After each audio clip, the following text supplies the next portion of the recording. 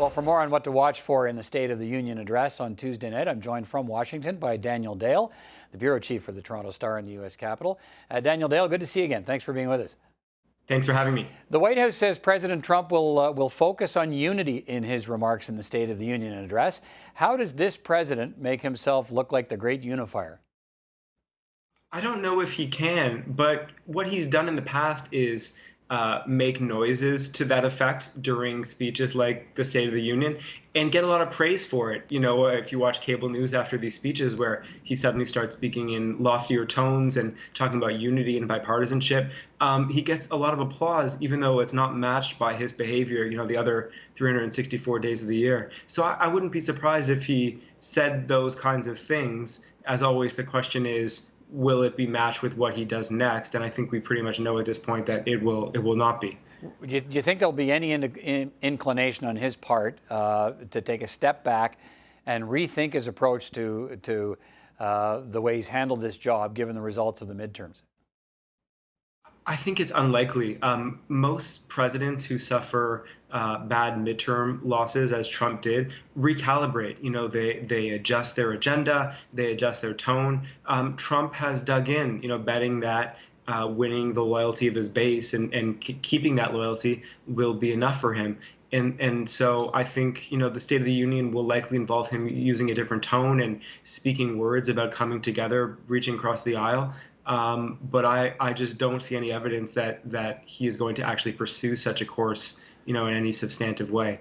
And given what we've heard from Donald Trump on some of the key issues confronting Americans, what could he say to talk about unity? Where would he see a place where he can be someone who talks about the need for unity, that people would actually say, okay, take us there, Mr. President, we'll follow? Well, one of the things his advisors have signaled he's planning to talk about is trade. And that's an area where there is some common ground between himself and Democrats. Even on the agreement he calls the USMCA, the new NAFTA, you know, many Democrats are broadly sympathetic to his aims there. So that's maybe one area. But I think if he were to make a meaningful gesture of unity and bipartisanship, it would have to involve immigration. It would have to involve him, you know, backing down off his demand for billions of dollars for a border wall and making some sort of real compromise effort with Democrats. But again, we've seen no hint that he's even considering such a course. What could we hear about the wall and his threats to perhaps declare a national emergency to be able to fund it? Some suggestion perhaps that he'll certainly make mention of the wall, one would think, in his remarks on Tuesday night, but will he actually go as far as to use the speech to declare an emergency?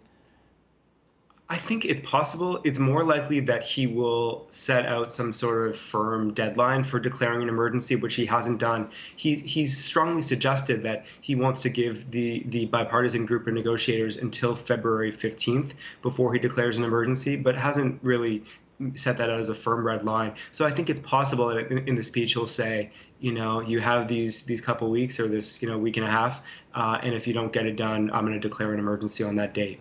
You mentioned the USMCA. Do you think Canada will get a specific mention? And if it does, is it likely connected to that? Or could Canada come up in some other way in his remarks? I think that's probably the only way. That's the only context in which he tends to mention Canada at all. It's in the trade context. So I think we will see a mention of the USMCA. I think he will urge Congress to get that passed. But other than that, I don't think we'll merit a mention. And what does he say, if anything, about his policy agenda for the year ahead? Often that's, you know, presidents use the State of the Union address to do the vision thing. What do you think we'll hear?